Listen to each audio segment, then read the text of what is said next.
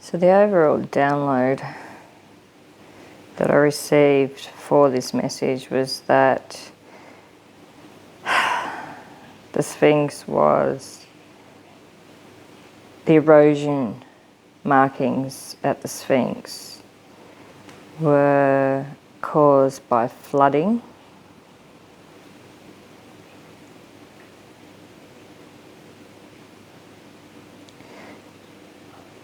So the reason the Sphinx was created was during a time when the pyramids weren't receiving their flooding within the area, because the flooding of the area was an important part of making the pyramids operative and active at their best potential. And there was periods where this was dry, there was drought. This was influenced by volcanic issues that I've also had indication that they're a rising thing that can be current at the moment. But getting back to this point, it's that the actual Sphinx was created to be able to assist the pyramids to get the water to the pyramid, because in those times when there was limited water availability for whatever reasoning. The floodwater involvement on the erosion, what I'm picking up is that the rills were formed by the floodwaters. It was a long period. I'm getting a sense of a long period of floodwaters. I don't know how that occurs, if this fits, what period this dates to, but the floodwaters were occurring and they were prolonged, and it changed the topography around, which changed the banks around the Sphinx, and it caused an unusual, uncommon erosion pattern where the floodwaters were swirling, around. No, it's saying not that one. This one, sorry. Where the waters were swirling around and, and then they came through, and those waters changed the topography, as you can see here with the changes here in the white markings indicated, which then, because due to those topography changes up on the landscape, I think they did show it somewhere better here, that's right, in the topography here, in these changes here, up here, those changes caused the new movement of water when it was flowing over during these floodwater periods, because this was being fed intermittently. It was like, I'm getting the sense there was, like higher flooding times, lower flooding times, but nonetheless it was always flooding. And during that topography changes, it would then cause the water to then form these new channels that came down. Eventually, when things receded and things came back down, it leveled somewhat and balanced itself out a bit more, and then you still had those downward rills that were, which would typically, as one would think, and even in the science that I've learned, it is understood that is a clear precipitation influence. But on this occasion, I'm being told no, it was floodwaters, and it was through this long extended period that caused these changes to the topography. It was also influenced by the surface, by the winds that helped assisted, the high strong winds and the floodwater patterns that changed the water flows, changed the topography, and then that, there's your assisting hand, yep, and then that was what caused the rills to form downwards, instead of what one would think normally with the floodwaters to be much like this. Okay. So back to the Four of Swords. The further information that I'm picking up on this is that it's the combination of atmospheric deposition as well as what's coming from the actual pyramids, and that combination between the two has the influence.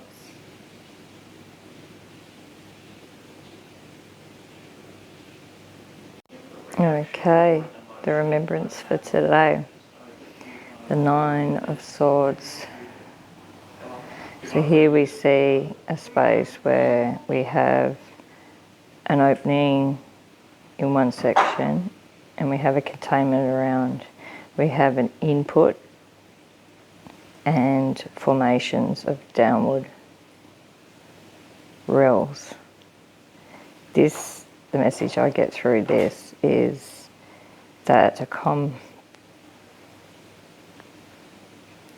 that water came in and was swelled within this section. It was also fed in by the side banks, the side banks of it also fed in, and the banks had water rushing over them that was then redirected downwards downwards through the banks and into the containment. The Sphinx is what I'm getting strongly told.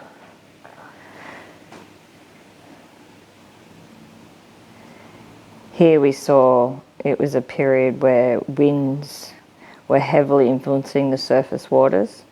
The winds were heavily influenced the surface waters, which changed the topography of the landscape and which led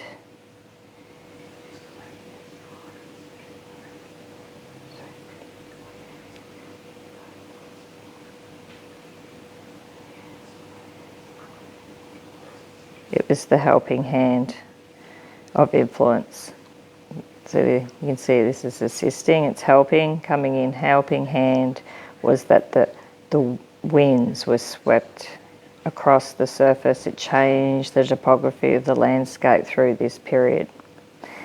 Then we see here on the Eight of Cups, it was the upwelling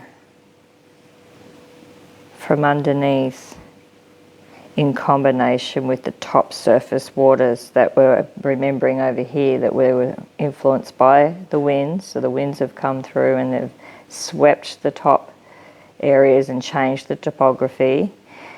The surface waters were guided along and they were joined with the upwelling of energy from down below.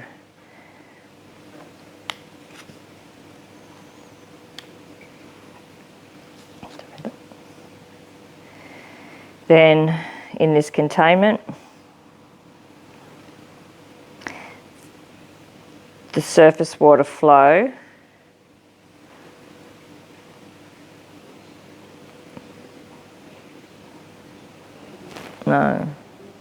may not be surface. Well, I'm not feeling strong on that. I'm feeling that it's more a case of the upwelling into this area of containment that has the same opening as here, seen here. So it's that upwelling from below that comes into the containment.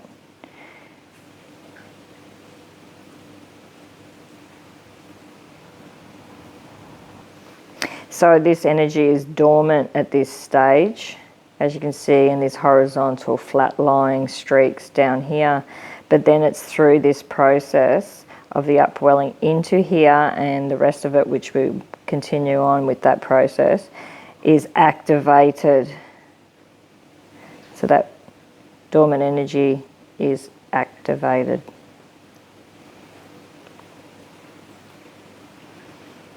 The surface waters are drawn down into the containment, drawn down, and the focal energy you can also see. So this is earthy grounding.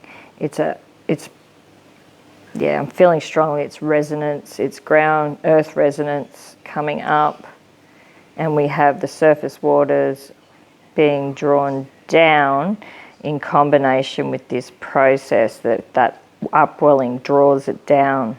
The combination of this coming up, the resonance coming up, the surface waters, the winds coming across, being told flood waters, typically a floodwater scenario, and the winds come across and influence. So that combination of these two energies meeting is represented over here with the ground resonance coming up, surface waters coming down, And that energy is also in a somewhat dormant state until it reaches here again. This something in here is what activates that energy, because it's coming down inactivated, it's coming up inactivated, and it activates within here. So the Page of Cups.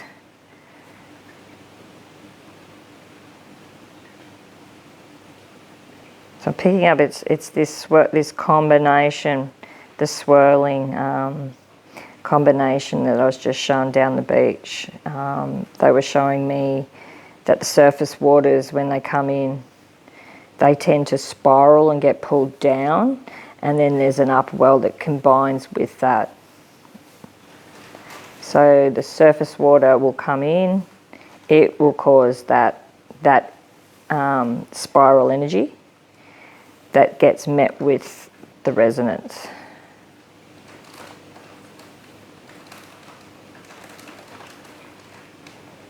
Here we see it coming down again. Oh, 1 second. Yeah, so we're seeing that the surface energy coming down, because it's represented here in this picture in the surface energy representation. Once again, we've got life energy, surface energy coming in.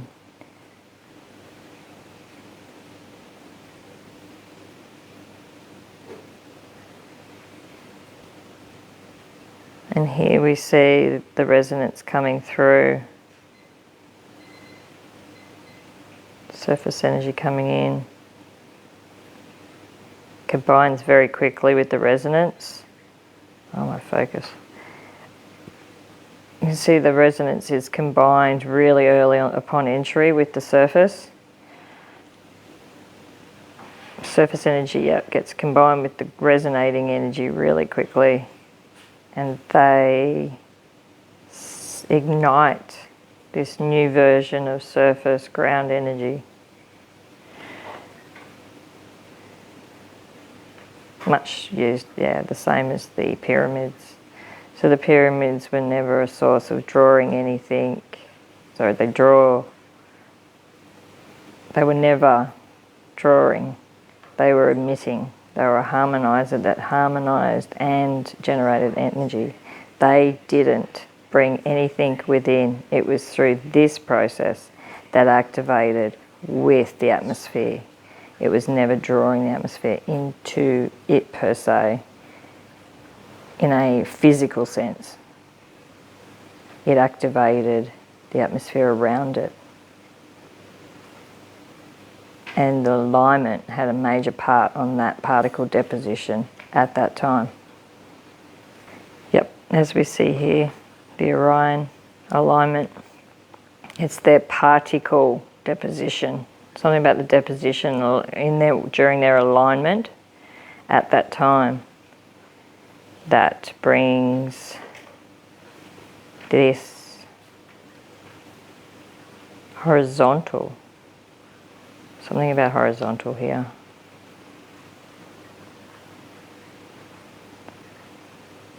.404 on the clock. It's continuing on here, so we've got showing that this is the atmospheric process above the pyramids, and that this grounding action coming up from the earth. So when we went back to the last cards in regards to that surface layer being the one that spirals and is then met with the upwelling, which is the resonance. The resonance is seeing through the materials used and the water to be able to create a resonating electrical energy that is no, it's not electrical, it's magnetic electrical. Magnetic electrical. Okay, and then, whoops, where was it? And once again, they're showing again here that it's talking about the spiraling coming down. So the surface level is the spiraling. It's spiraling coming down, it's grounding. It acts basically as an antenna to draw the surface spiral down. This is provided as a harmonical instrument, a harmonizing instrument for the people. This was a time when police state never needed to exist because we had a free energy that also harmonized and allowed for perfect management and peaceful resolution of the people. Once again, it's showing it through here where we see the drawing antenna attraction. We see the sun drawing energy downwards through the 3-star alignment. My cue for confirmation was this card that I saw in the sky earlier this morning, and they said this is confirmation. Now I've pulled it. The water, the resonance, creates patterns, some form of movement. I can't pick what that is, but it's here. Look, resonance meets lightning. Comes up, resonance meets lightning at the surface level. At the time of alignment, this effect occurs in time and alignment. It uses grounding. You see grounding energy down, and we see the 3 pyramid. Any more blase? Grounding rods, grounding. Resonating rods, grounding rods, It gave eternal life, the grounding, the connection to the energy of this source was what gave people eternal life. It took all elements.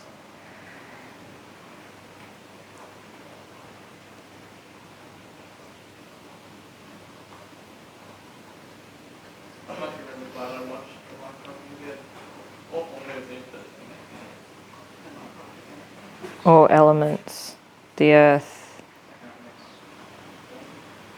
the water, the metals, and the resonance.